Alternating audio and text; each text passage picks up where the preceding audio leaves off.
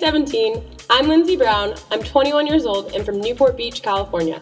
In the next 4 minutes, I'm going to tell you why I think I'm pretty amazing. Hello, Lindsay Caitlin Brown. Growing up, my parents always signed me up for tons of activities, hoping I'd find that thing called passion. Well, to my mother's dismay, I was not naturally gifted in the arts.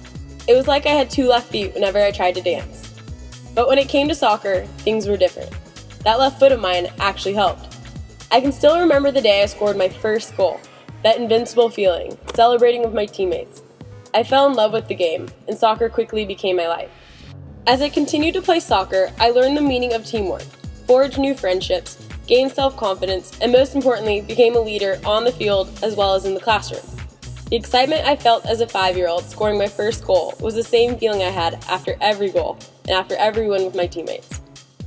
Even though most of my time was consumed by soccer, I always had an interest in community service. During my senior year of high school, I traveled to Madagascar on an Operation Smile medical mission. It was the first time I'd ever been exposed to that level of extreme poverty. This trip made me realize, even though I was only 17 years old, I had the ability to make a positive impact in another person's life halfway around the world. Once I returned home, I was fascinated in learning more about international humanitarian issues. But at the same time, I was completely devoted to my dream of playing Division I collegiate soccer.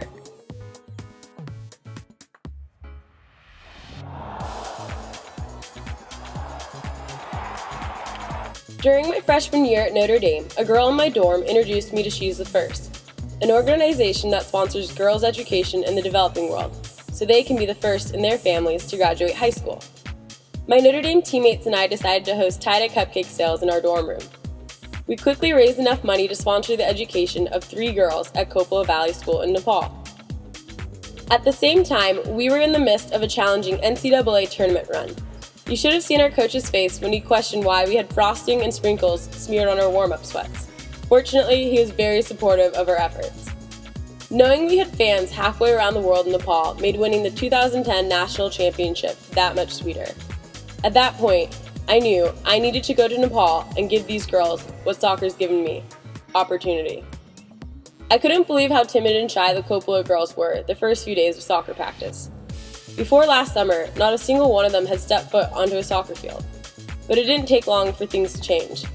The soccer field quickly became an extension of the classroom, where each and every day the girls would gain confidence, learn to be competitive, and most importantly, they became leaders. By the end of the summer, when I'd look at my girls, I'd see so much of myself. These young, energetic, vibrant girls with the world ahead of them. Yet, they've overcome so many obstacles just to get to this point. It made me wonder, how many more girls are out there, waiting for their chance to go to school and play soccer? When I returned from Nepal, I helped She's the First organize a national tie-dye cupcake campaign. Over 100 schools from 35 different states participated. Together, we raised more than $22,000, enough to send 48 more girls to school. For me personally, I was blown away by the amount of support that was demonstrated for our cause here in the US. When girls would tell me my trip to Nepal inspired them to get involved, I was speechless. Did you know that you can help change the world with a cupcake? Turned into a few dozen, and before I knew it, a few thousand. Something so simple, but yet something so powerful. I guess what I'm trying to say is, I think I'm pretty amazing because my passion is contagious.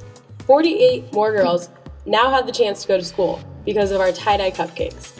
If I had the opportunity to be on the cover of 17 magazine, I can't even start to imagine how many more girls will get their chance to go to school.